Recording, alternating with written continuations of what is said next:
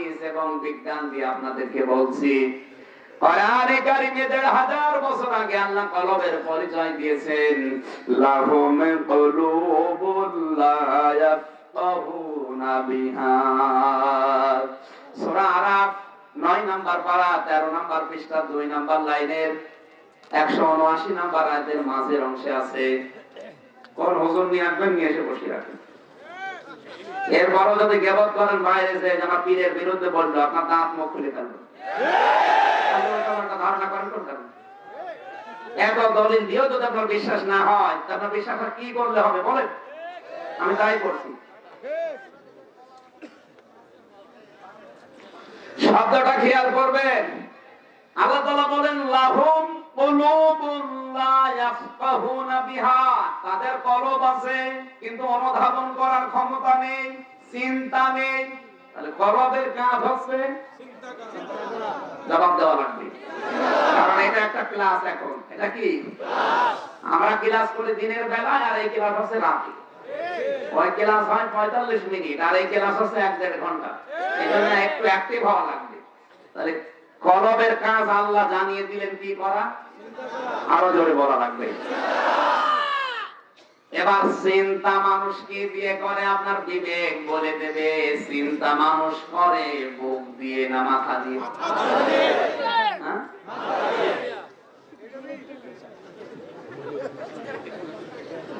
তাহলে আপনার বেরিয়ে বললো যে এই জায়গায় আছে, যত জোরে ধাক্কা দিবা কলব পরিষ্কার হবে। আর বিষয়টা তো এখানে নেই। তার পরিষ্কার হওয়া দূরের কথা, এই জায়গাটা তো ব্যথা হবে। যত জোরে ধাক্কা মারবেন, থাকলে না পরিষ্কার হবে না, তো ব্যথা হবে। এখন আছে কোন কোন জায়গায় খুঁজে বের করা দরকার। এবার বিজ্ঞানে যান।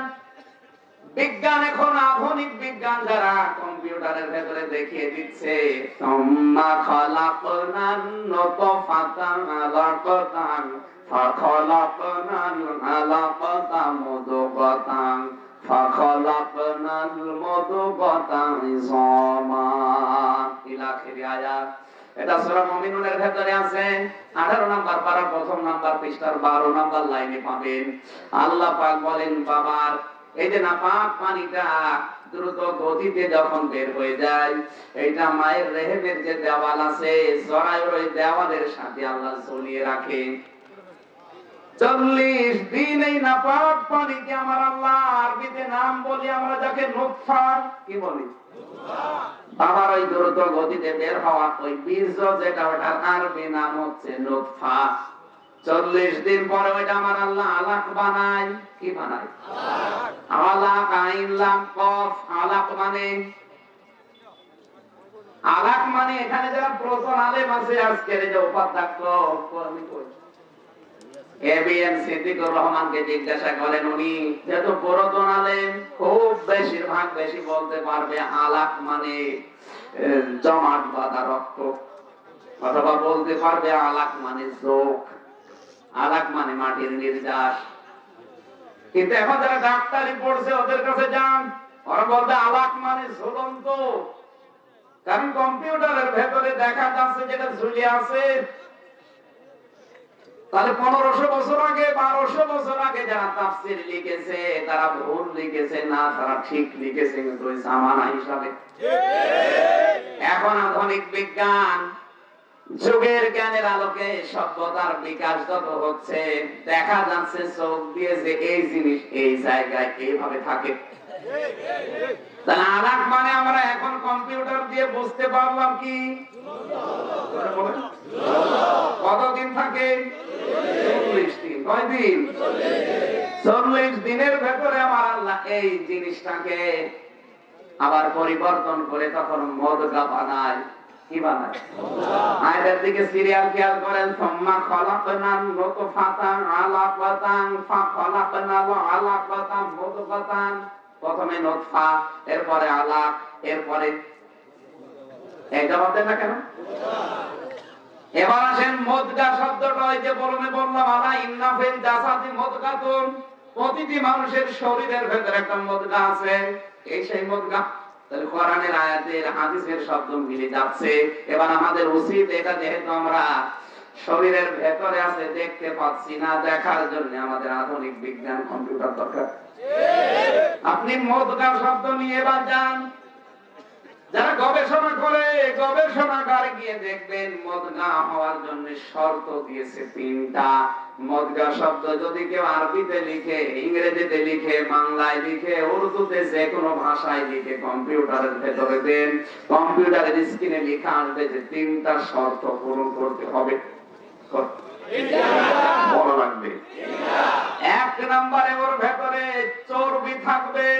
কি থাকবে? চর্বি। 2 নম্বরে ওর ভেতরে রাবারের উপরে কামড় দিলে কি হয়? আপনি একটা রাবারের উপরে কামড় দেবেন, দেখবেন দাঁতে সাপ বসে গেছে। আর দাঁতের সাপ তো সরাসরি না, জোড়া কাটা ভাব। জোড়া কাটা না, মদগা হওয়ার জন্য জোড়া কাটা ভাব থাকবে। 3 নম্বরে মদগা হওয়ার শর্ত হচ্ছে আঁশবিহীন। আঁশ থাকলে হবে না। মরুভূমিবাসী শিক্ষিত মানুষ যদি হয়ে থাকেন, আপনাকে বলছি, বাম স্তনের 2 আঙ্গুল নিচে বলেন, আর পুরা শরীরে যে কোনো জায়গার গোশত যদি আপনি কেটে নিয়ে আসেন, মাংস, দেখবেন ওর ভেতরে রক্ত আছে, চর্বি আছে, এমনকি দোড়া কাটা ভাবও পাবেন। 3 নম্বরে আঁশবিহীন। আঁশ থাকা চলবে না, এমন কোন গোশত নেই যার ভেতরে আঁশ নেই। পুরা শরীরের ভেতরে এমন কোন গোশতের টুকরা নেই যেখানে আঁশ নেই। তাহলে অন্তত বুকের নিচের যে গোশতের টুকরা, এর সাথে তো মিলছে না। মিলবে কোথায়? মাথার ভেতরে যে মগজ আছে, এই মগজে দেখবেন রক্ত, চর্বি আছে এবং দোড়া কাটা ভাব আছে। আর একটা বিষয় যেটা পাওয়া যাচ্ছে, বিজ্ঞান বলছে এর ভেতরে কোনো আঁশ নেই। মানুষের মাথার মগজের ভেতরে কোনো আঁশ। আপনারা বিশ্বাস না হলে যে মুরুখের মাথা ফাটান, আর কত এমন মরে যাবে, মাথা ফাটিয়ে নিয়ে আসবেন, আপনাকে আমি দেখাচ্ছি।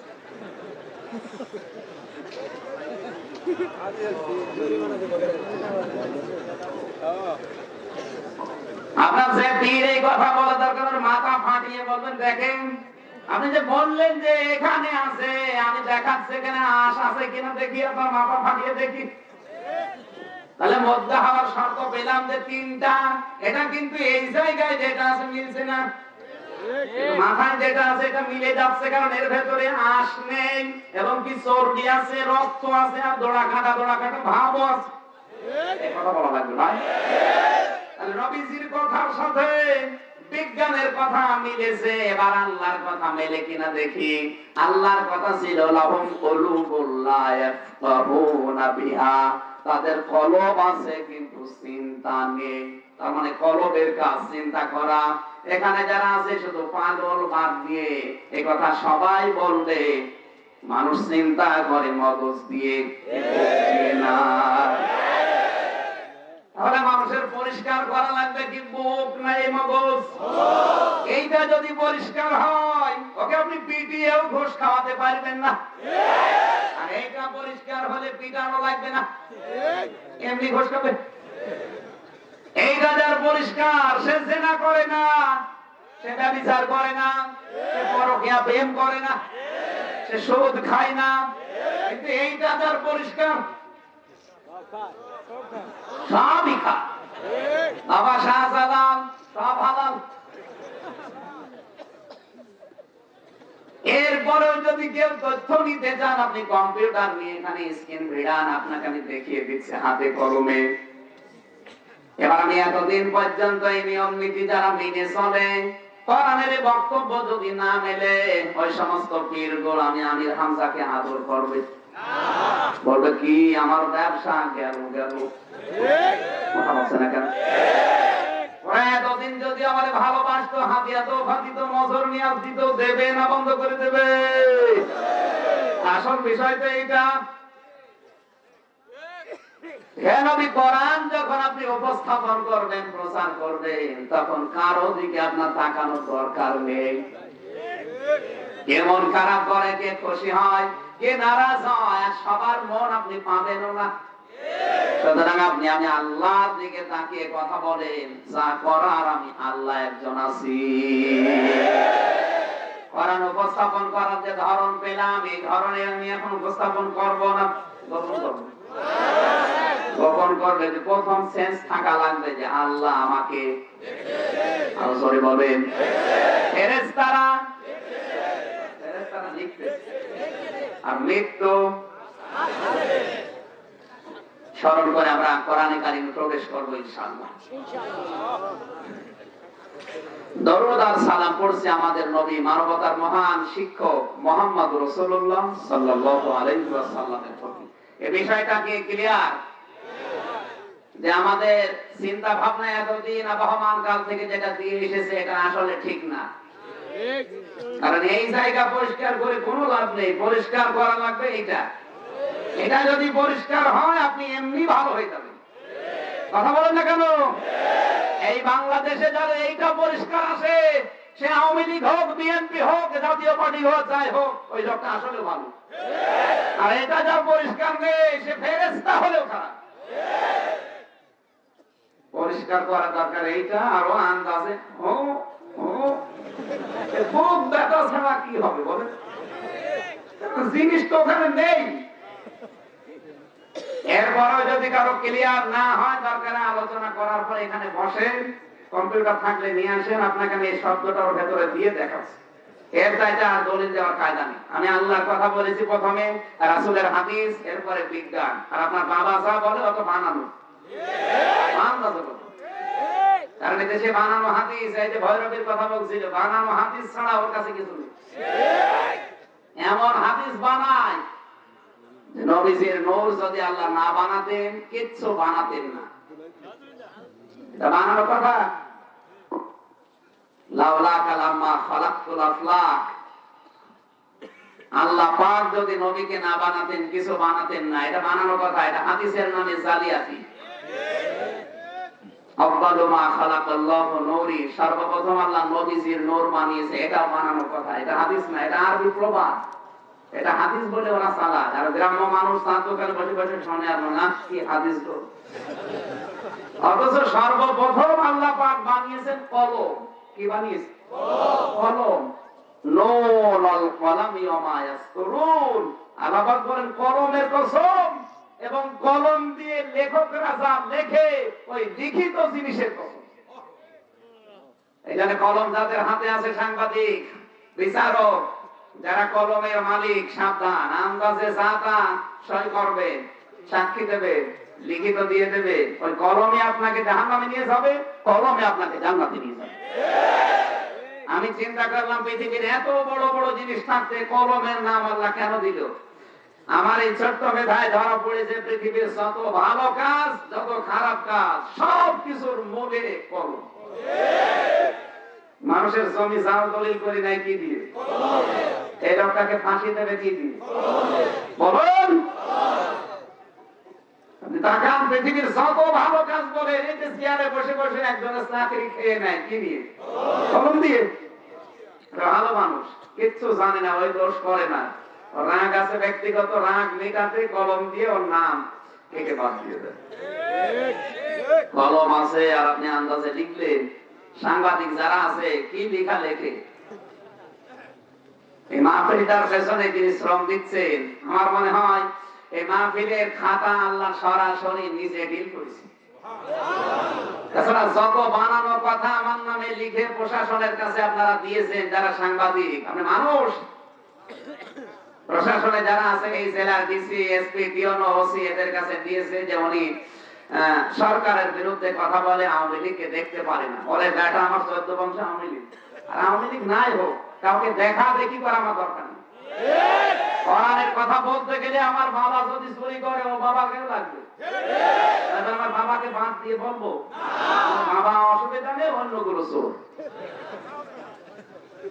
আপনি আন্দাজে যে রিপোর্ট দিয়ে দিলেন, সাংবাদিক টাকা পেয়ে বিভিন্ন মাজার পন্থী আর গাজার পন্থী এদের কাছ থেকে টাকা পেয়ে আমার নামে রিপোর্ট দেয় বিভিন্ন থানায়। মানে আমাদের দেখতে পারে না, উনি পীরদের বিরুদ্ধে। ওরে শয়তান, আল্লাহর ওলি যারা হক্কানি তাদের বিরুদ্ধে কোন কারণে যাব? কিন্তু যে জিনিস যত ভালো তার নকল বের হয় তত বেশি। পীর তো ভালো জিনিস, কিন্তু তার নাম নিয়ে যে ভণ্ডামি চলছে, কাফের মুশরিকদের দ্বারাও ইসলামের এত ক্ষতি হয় না। এই যে ভণ্ড বিভিন্ন মাজার পূজারী যারা সুন্নির নাম নিয়ে শুরু করেছে, বাবার নামে জিকির, ইয়ালি বাবা, শালি বাবা, দয়াল বাবা, কোন কাফের কি বাবার নামে জিকির করে? অথচ নামধারী মুসলমান আল্লাহর নাম বাদ দিয়ে জিকির করছে ইয়ালি বাবা। পরিমাণ আর আছে? বলেন। এর বিরুদ্ধে কথা বলতে গেলে আল্লাহর ওলির বিরুদ্ধে যাচ্ছে, মানে ও তো আল্লাহর ওলি না, ও তো ভণ্ড।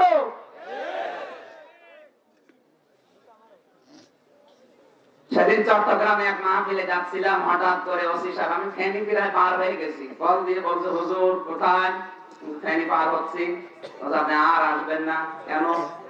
সকালবেলা 4 জন আল্লাহর ওলি এসেছিল আমার থানায়, সবুজ পাগড়ি মাথায় দিয়ে, বুঝতে পারছেন, মাছ ভান্ডারের মুড়ি। ওনারা এসে লিখিত রিপোর্ট দিয়ে সই করে দিয়ে গেছে যে আপনি কুষ্টিয়ার চিহ্নিত রাজাকার। আমাদের রাজাকারের তালিকা তো প্রকাশ হয়ে গেছে, আপনি দেখেন তবে তোমার নাম আছে কি। আর রাজাকার হওয়ার জন্য বয়স লাগবে কমপক্ষে 55 বছর, কারণ 47 বছর আগে যুদ্ধই হয়েছে, আরো ওই সময় 8-10 বছর বয়স হওয়া লাগবে। 55 থেকে 60 বছর না হলে তো রাজাকার হয় না। আর আমার বয়স কেবল 28 বছর, আমার বাবাও তো ওই সময় হয়নি। ওসি বলছে হুজুর কি বললেন, আমি আপনাকে কোনোদিন দেখিনি, কিন্তু একই সকালবেলা যারা আসলো মনে হচ্ছে জান্নাত থেকে পানি এসে। ওরা এত বড় মিথ্যা কথা লিখে সই করলো কি করে? ওকে মানুষ পরে আমার বছর হুজুর আসেন, আমি নিজে বসে থাকবো, শয়তান এবার আসুক। আপনাদের এই টাঙ্গাইল মধুপুর থানায়, টাঙ্গাইল জেলায় ওর কমপ্লেন দিয়েছে, ইনি যেন আসতে না পারে, আমাদের বিরুদ্ধে বলে। যারা কলম দিয়ে সমস্ত লেখে আর যারা এগুলো শুনে বিশ্বাস করেন, আপনিও তো মানুষের কাতারে পড়েন না। আপনাদের সরকার আন্দাজে চোর ধরার জন্য দায়িত্ব দেয়নি, হাজার হাজার টাকা বেতন দিচ্ছে তদন্ত করার জন্য। আপনি কুষ্টিয়াতে খোঁজ খবর নিয়ে দেখেন আমি কোন দলের সাথে রাজনৈতিক ভাবে সম্পৃক্ত কিনা, কিচ্ছু নেই, আন্দাজে এক নাম দিয়ে দেয়। আমি যদি না আসি আপনার কি খুব ভালো হবে? এই জায়গাটা যদি হকপন্থী লোক না আসে, মাজারপন্থী লোকগুলো দখল করবে। কথা বলছেন না কেন? কলম যাদের আছে হাতে আছে, সাবধান, আন্দাজ জাতা লিখবেন না, কারণ এই কলম আপনাকে জাহান্নামে নিয়ে যাচ্ছে, এই কলমই আপনাকে জান্নাতে নিয়ে যাবে। এরপরও যদি বিষয় ক্লিয়ার না হয় আপনার কাছে, আমার মনে হয় আপনার কপালে আর হেদায়েত নেই। আপনার বাবা যা বলেছে আপনি তাই বিশ্বাস করবেন। রাসূলের উপরে দরুদ পড়েছি কেন? কারণ কিয়ামতের ময়দানে আমার আল্লাহ যে বিচার ব্যবস্থা সাজাবে, 3 প্রকারের বিচার ব্যবস্থা হবে। কয় প্রকার? 3 প্রকার। প্রথম নম্বরে আল্লাহ মানুষকে ডাকবে একা একা। কয়জন করে? অকুল্লুহুম আতিহি ইয়াউমাল কিয়ামাতি ফারদা। সূরা মারইয়াম 16 নম্বর পারা 10 নম্বর পৃষ্ঠা 15 নম্বর লাইনের শেষ নাম্বার রুকুর 95 নম্বর আয়াতটা আল্লাহ তাআলা বলেন কিয়ামতের দিন প্রতিটি মানুষকে আমি আল্লাহ ডাক দেব একা একা। এখন যদি কেউ বলে না তোর অসুবিধা নেই, আমি আছি, তোর বাবা পীর সাহেব, তোরে নিয়ে যাব, তাহলে আয়াত অনুযায়ী ও ভণ্ড, আর যে বিশ্বাস করবে সে পাগল। আল্লাহ বলেন কুল্লুহুম আতিহি ইয়াউমাল কিয়ামাতি ফারদা, কিয়ামতের দিন আমি প্রতিটি মানুষকে একা একা ডাকবো। এই বিশ্বাস যারা ধরিয়ে দেয় এলাকায় যে তোদের কোনো চিন্তা নেই, এ বাবার মুরিদ হলে সব মাফ, তাহলে ওই বাবা এই আয়াত অনুযায়ী ভণ্ড, প্রতারক। আর আপনি যদি বিশ্বাস করে থাকেন আপনি পাগল। কিয়ামতের দিন আল্লাহ যখন একা ডাকবে আপনাকে তার সামনে, শুধু আমাকে না প্রত্যেককে। আজকের মাহফিলের যিনি বিশেষ অতিথি আছেন ইয়াকুব আলী, তাকে মনে করেন আল্লাহ ডাক দেবে কিয়ামতে, ডাক দিয়ে বলবে বান্দা বল দেখি তোরে 50, 60, 70 বছর কি করে কাটালি, তোকে একটা যৌবন দিয়েছিলাম কি করে কাটালি? উনি জবাব দিতে পারবে? শুধু উনি না, এখানে যারা আছি প্রত্যেকের অবস্থা একই। আমার তো মনে হয় আল্লাহ যদি আমারে বলে আমির হামজা তবে আমি 2019 সালের ডিসেম্বরের 1 তারিখ পর্যন্ত মাফ করে দিলাম। শুধুমাত্র 2 থেকে এই 24 এই 23 দিনের হিসাব দিয়ে জান্নাতে চলে যা।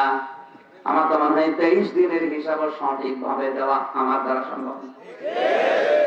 আপনি পারবেন না, আপনি পারবেন গামছা মাথায় দিয়ে আপনি পারবেন সহজ হিসাব। আমি হাসির খোরাকি দেইনি, আপনি হাসতেছেন। কাবা শরীফ যখন তাওয়াফ করছিলাম, ষষ্ঠ চক্করে একটা কথা বলা লাগে আল্লাহর সাথে, আল্লাহুম্মা ইন্না আলাইয়া হুকুকান কাসীরান ফীমা বাইনি ওয়া বাইনিকা। আল্লাহকে ডাক দিয়ে বলে, রব্বুল আলামিন, আমি তোমার গোলাম, তুমি আমার মালিক।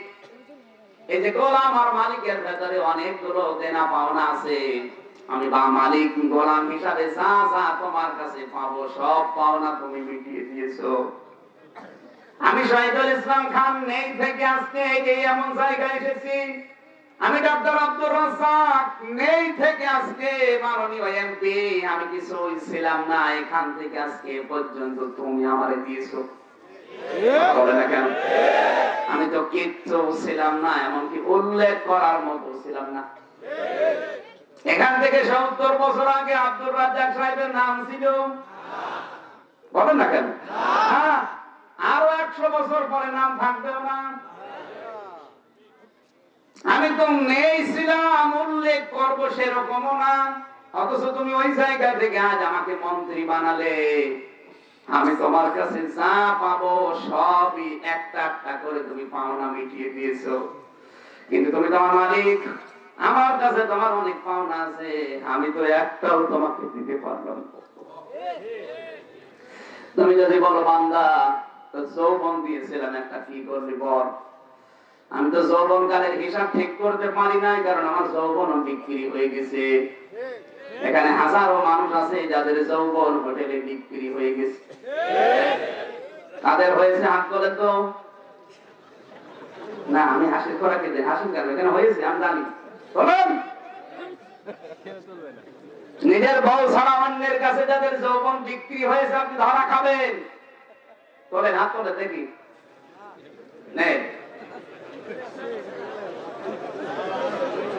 এলাকায় সব আল্লাহর ওলি বাস করে না?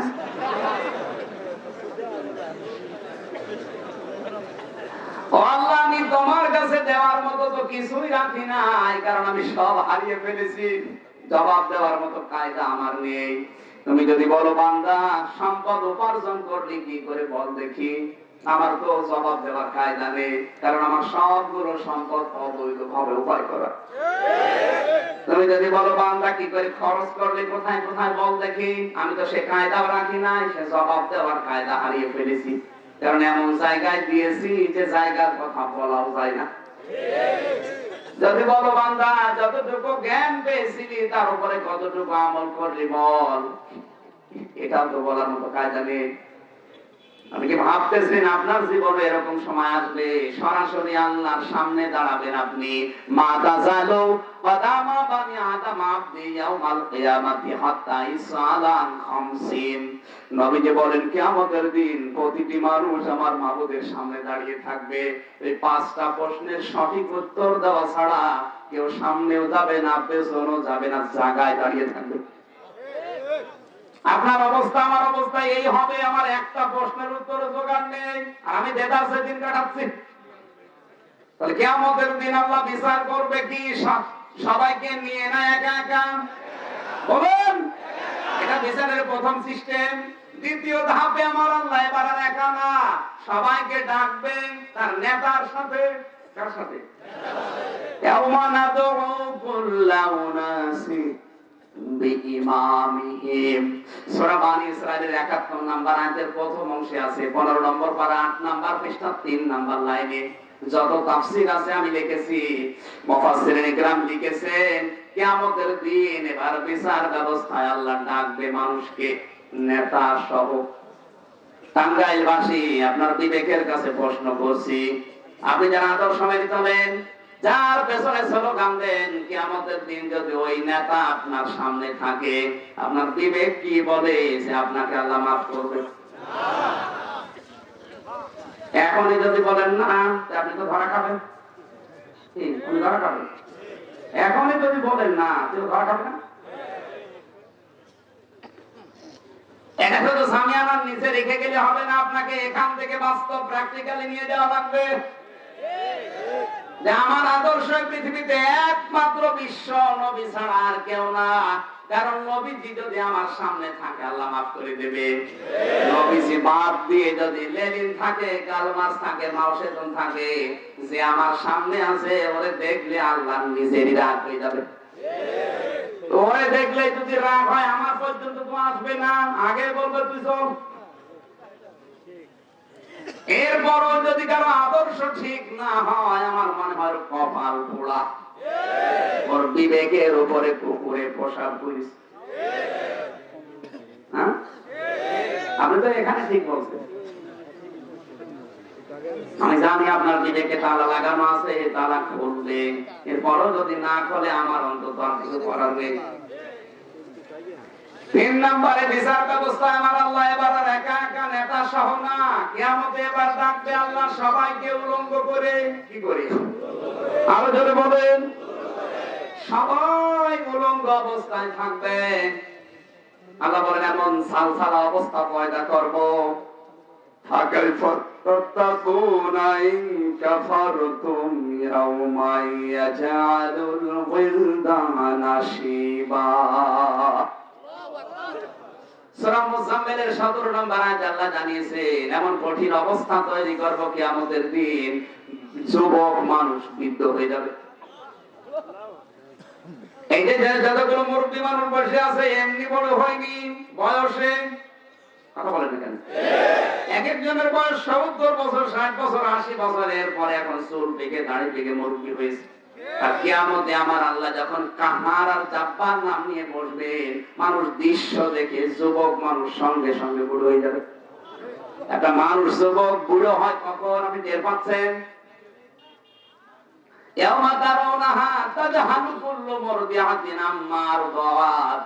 আল্লাহ তাআলা বলেন এমন কঠিন অবস্থা বানাবো, মেয়েদের লজ্জায় স্থান লাগবে না, পেট ফেটে সন্তান বের হয়ে যাবে। দুধের বাচ্চার কথা ওদের মনে থাকবে না। বিশ্ব নবীর মতো পাওয়ারফুল মানুষ আল্লাহর আরশের নিচে 50 বছর সেজদায় পড়ে থাকবে, মাথা তোলার ক্ষমতা নেই। বাংলাদেশে কত ভণ্ড এই কথা এখন ছড়াচ্ছে। কিয়ামতের দিন আমার বাবা জান, আমার দাদা জান, আল্লাহর কুতুবরা জাহাজ নিয়ে বের হবে। কমন সেন্সের কমন বাদ দিলে যদি সেন্স থাকে, তাও তো এরকম গাঁজা করে কথা বলা ঠিক না। যেখানে সন্তান পেট থেকে বের হয়ে যাচ্ছে, যুবক মানুষ বৃদ্ধ হয়ে যাচ্ছে, আল্লাহর নবী পর্যন্ত কথা বলার ক্ষমতা নেই, সেজদায় পড়ে আছে 50 বছর। আল্লাহ এত রাগান্বিত অবস্থায় আছে, আর ওই সময় তোমার বাবা জাহাজ নিয়ে আসবে, জাহাজে উঠবা। আর এটা মুরব্বী মানুষ শোনে আর বিশ্বাস করে না, হতে পারে, চিন্তা নেই, খালি জাহাজে উঠবো, জান্নাত তো তোমার পীরের বাবা। এবার আছে বাস্তবতায় কিয়ামতের যে বিষয়গুলো আমরা পড়েছি, যে কিছুদিন আগে বিজ্ঞানী এডওয়েন হ্যাবেল, এখানে বিজ্ঞানের ছাত্র যারা আছে জিজ্ঞাসা করে, বিজ্ঞানী এডওয়েন হ্যাবেল একটা হাই পাওয়ারের ক্যামেরা আবিষ্কার করেছে, নাম দিয়েছে অ্যাপোস্টোস্কোপি। এত হাই পাওয়ারের 10 লক্ষ মিলিয়ন আলোক বছরের রাস্তার দূরত্ব থেকে ছবি তুলে ক্যাচ করে নিজের কাছে নিয়ে আসতে পারে। 10 লক্ষ মিলিয়ন বছরের আলোক বর্ষের রাস্তা আপনার মাথায় ধরবে না। এই হাই পাওয়ারের ক্যামেরায় ধরা পড়েছে একটা সূর্য, তার নাম দিয়েছে তারা পিস্টন স্টার। আমাদের যে সূর্য দেখতে পান এর চাইতে 100 গুণ শক্তিশালী। এই সূর্যটা কিয়ামতের দিন আমার আল্লাহ 12টা মুখ আমাদের দিকে দিয়ে আধা হাত উপরে তাপ দিতে থাকবে, মাটি পুড়ে তামাক হয়ে যাবে, মাথার মাথাগুলো টকবক করে ফুটবে। শুধুমাত্র একটা আওয়াজ হবে হাসরের ময়দানে, যে পানি পানি। ময়দানটা আমার, মাথার মগজ ফুটতেছে, আর এই অবস্থায় জাহাজ নিয়ে বের হবে, যে জাহাজ চলবে কি শুকনো ডাঙায়। আপনার কমন সেন্স নেই, এ কথা বিশ্বাস করার দরকার নেই। আর এটা বলতে গেলে আমি ভাবনা খারাপ হয় না, হয়তো ধোকা দিয়ে বোকা বানিয়ে রেখেছে। কথা বলো না কেন?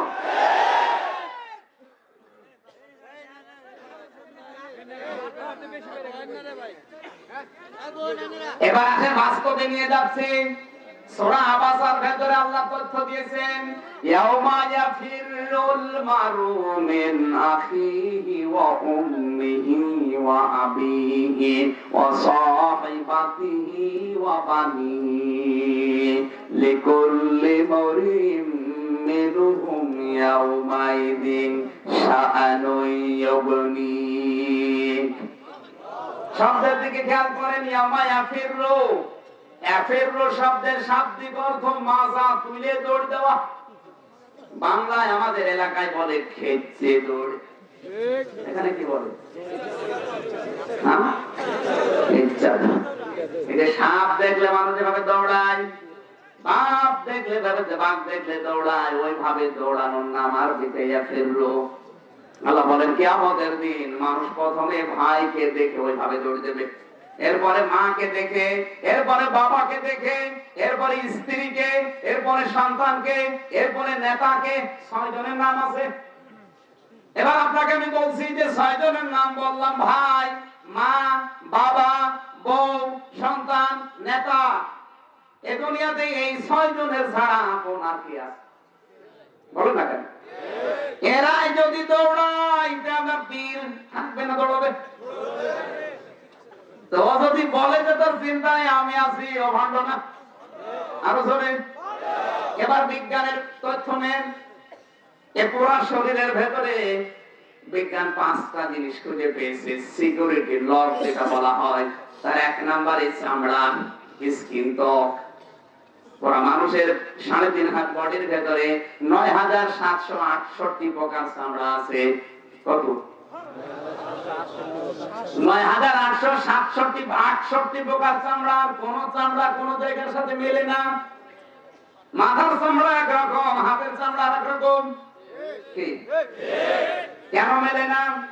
আমার চামড়া আর এই যে মুরব্বীর চামড়া মনে হচ্ছে যদিও একরকম, কিন্তু ওনার চামড়া যদি কোনো জায়গায় কেটে যায়, ছিঁড়ে যায়, ফেটে যায়, পুড়ে যায়, আমার চামড়া কেটে লাগিয়ে দেবেন, কিয়ামতের আগে লাগবে না। ওনার চামড়া যদি ভালো বানাতে হয়, ওনার শরীরের কোন জায়গার চামড়া কেটে লাগানো লাগবে। এটার দ্বারা লক কি, সিকিউরিটি লক কি আল্লাহ তাআলা জানাতে দিয়েছেন, হে বান্দা, তোর চামড়ার সাথে ও চামড়া মেলে না, আর কিয়ামতের দিন তোর বোঝাও বহন করবে কোন পাগলে বুঝিয়েছে। ওয়ালা তাজিরু ওয়াসিরাতু ওয়াসরা উখরা। কিয়ামতে কেউ কারো বোঝা বহন করবে না, প্রত্যেকের বোঝা তাকে নিজে নিজে বহন করা লাগবে। বিজ্ঞানের আরেকটা তথ্য হচ্ছে, পুরা 3.5 হাত বডির ভেতরে এই যে 9768 প্রকার চামড়া, শুধু একটা জায়গায় আংশিক মিল আছে। শুনতেছেন? কোন জায়গা? এই যে হাতের উল্টা পিঠ, যেটা এই তালুর উল্টা পিঠের এই চামড়া, এই গর্দানের এই চামড়ার সাথে হালকা মিল আছে। এই জন্য মানুষ ওযু করার সময় এইভাবে করে। কেন করে? এটা খেলা করার জন্য না। 1500 বছর আগে নবীজি এটা শিখিয়েছেন। কেন শিখালেন? এখন বিজ্ঞান তথ্য পেয়েছে চামড়ার সাথে এই চামড়ার মিল আছে। কেউ যদি 5 থেকে 6 বার দিনে রাতে 24 ঘন্টায় এখানকার পানিগুলো এখানে লাগাতে পারে, তাহলে এই যে রগগুলো আছে সতেজ হয়। প্যারালাইজ থেকে এই রগ বেঁচে যায়। সাম্প্রতিক মনে হয় 7-8 দিন আগে আমেরিকার বিজ্ঞানী 13 জন খ্রিস্টান, এরা 13 জন গবেষণাগারে বসে 13টা বছর একাধারে চিন্তা করছে এই ঘাড়ের রগগুলো কি করে সতেজ রাখা যায়।